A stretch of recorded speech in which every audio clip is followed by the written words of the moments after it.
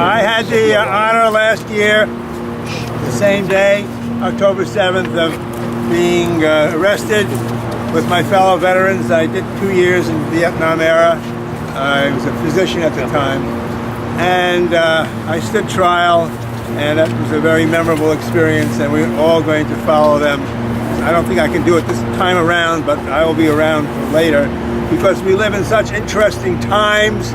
I just want to comment something that occurred to me recently, because the world is shifting and changing so rapidly. For 20 years, I covered conflicts around the globe. And in every conflict I covered, it was the young who paid the price of war, the young who were betrayed by the old, betrayed by politicians, and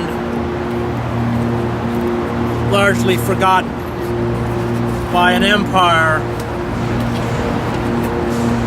that used war as it always has been used, which is a source of profit. And this war that we tragically commemorate today, the longest war in American history now, the Afghan War, is one that is clearly about what all wars are about, and that is the enrichment of a small oligarchic elite, war profiteers, Raytheon, Halliburton, General Electric, and the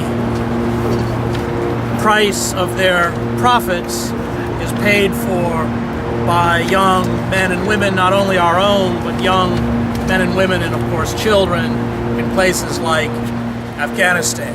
We're here tonight because 12 years ago, the Bush regime, who I commemorate as a bunch of war criminals, and who Melalai Joya referred to as this, when she spoke this weekend, she referred to this as a puppet, corrupt, criminal war for the people of Afghanistan.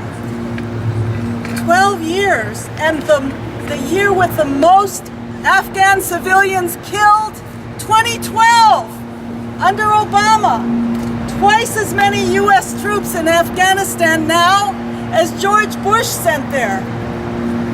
2014, we're told, is the end of it, but there's a status of forces agreement until 2024.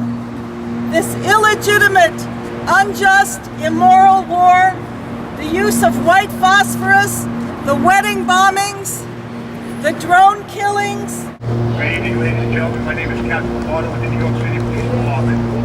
It's approximately 9:45 p.m. At this point, I'm notifying you that the park closes at 10 p.m. and the premise owners has asked you to vacate the entire area at 10 p.m. We're watching live right now about 10:09 p.m.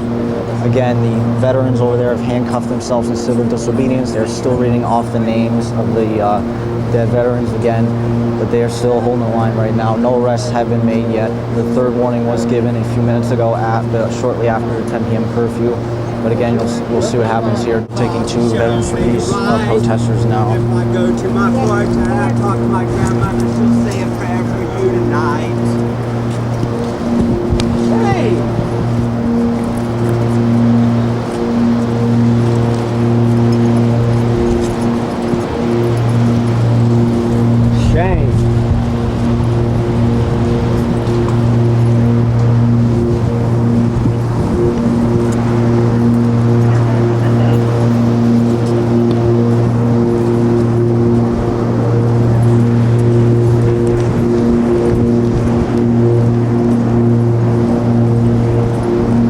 Protesters now in the paddy wagon.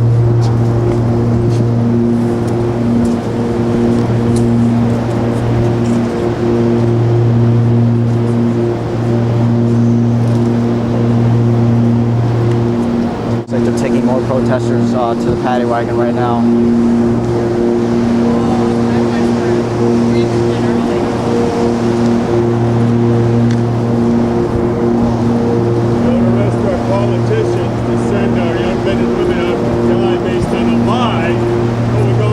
The people that speak out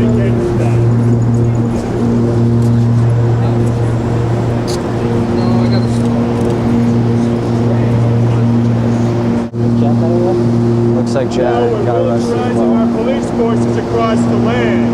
And when you do that, the people you're charged with protecting and serving become the enemies instead.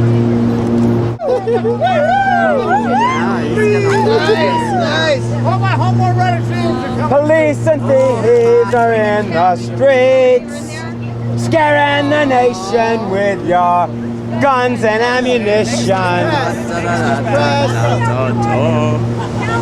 Take a step back. Ma'am, take a step back.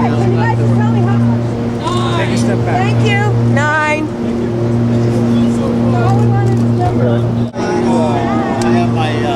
Don't tell them that I like getting manhandled. Like you just did. Say it again.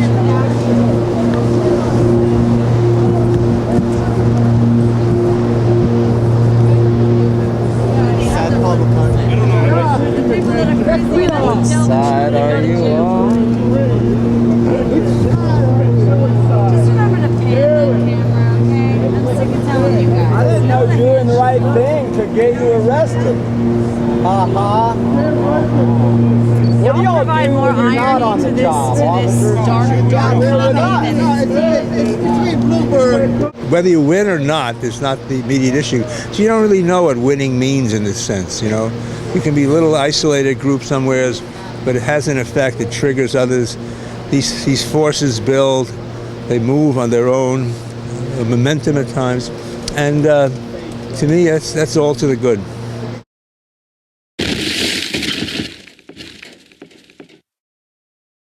Syria, but could have widened the war immeasurably. The unintended consequences will be even worse than what happens to the civilians when cruise missiles fire into urban areas, and it's completely outrageous. Another war based on lies. People don't yet know, but should know and will know because of activities like this, that the government that speaks in our name is spending hundreds of millions of dollars to create robotic killing machines